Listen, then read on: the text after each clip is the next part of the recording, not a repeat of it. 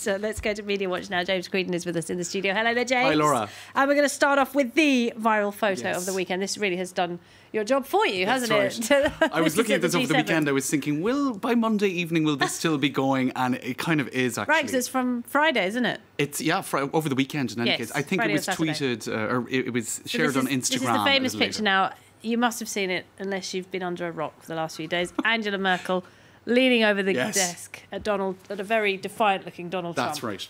So memes a go-go. Amazing, right? So it was the first such image was published on her official Instagram account with just quite a factual account, spontaneous meeting between two working sessions. We'll get more to what she actually thinks later. Why is he sitting down and everyone else is standing up? That's what I want to know.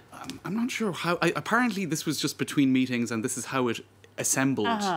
But one would think that because all of them, I mean, everyone in that photo knew that the cameras were there, that they were all in some ways on as well in terms of trying to perform whatever they were trying to say. We might get to it in a second. But just first of all, the initial responses of a lot of people, literally every image of an adult scolding a defiant, petulant child. That was one perspective that came through very strongly. Trump, our relationship is a 10. Merkel, you were acting like a 10-year-old. That's in reference Even EU officials were tweeting stuff about it, did you see? You're going to get to that? Everybody was reacting to it. But this is because Donald Trump referred to his relationship with certain EU countries as a 10. I see. Notably, he omitted the UK in that list. Oh, yes, of course. Countries. Yeah, Theresa May got snubbed. So there you go. The woman leader of the free world telling Trump how it is. So I think a lot of people felt that too, that Angela Merkel, as a female leader, came through in that image as she certainly stood out. Now, it was also taken from the perspective of her communications people. We'll get to that in a second. The body language is just incredible. Well, that's it. And a lot of people did, in fact, comment on the body language. We're on point. Look at the body language in this photo. Trump is absolutely cowering before Merkel. Wow, that is really good, isn't it? And tell us a bit more about, the analysis of the body language. What can we read into that? Well, it is interesting because, as I said, the experts have stepped in. That's it. The first image was, in fact, a tweet. It was on Angela Merkel's Instagram account, and Le Point, News Weekly here, spoke to Stefan Seibert, who is her spokesperson, and what came through in that interview with him is that they certainly wanted to depict a firm, strong Angela Merkel with that image, somebody who's a woman who's in control and who is not going to be a walkover, because of course all of these trade and tariff discussions, they're pitting a lot of Western allies one against the other, but certainly the US and Germany are at odds at the moment. And you can see in the follow-up of her communication in German media, she spoke to German TV on Sunday evening, and she spoke about the communique, his rejection of the communique being sobering and depressing. So if you put that together with the fact that this image was published on her official Twitter account, you can see that, Instagram account rather, that there's an attempt by the German Chancellor to really depict a firm approach to these quite huge kind of changes in the relationship between European countries and the end the of US. the old world order. That's right, and everybody seems to agree on that. But there is another photo. The same photo, but everyone's smiling. There you go. In fact, I skipped ahead again? This was the first image, right?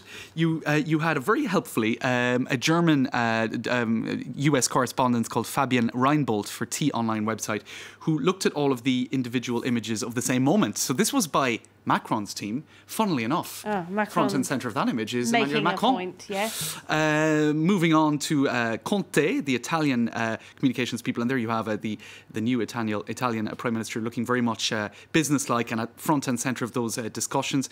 Meanwhile, this was Donald Trump's team, and here you have him sitting down, surrounded, regaling everyone. That's right, almost by a court, almost like the king of the court, if you like. And interestingly, Elisabeth Wehling, she is a political communication specialist at Berkeley University, but she's obviously a German speaker, if not German. She says this was a 1-0 win for the US president because he was sitting down, and it shows him in a position of control and power with all of the others assembling around him, standing up. So really, it kind of depends on your perspective. I think on first view, that looks like Donald Trump as being scolded, if you like. But I think Angela Merkel is losing her patience in that that's one. That's right. But others would say he's seated behind the desk and they're all assembling in front of him.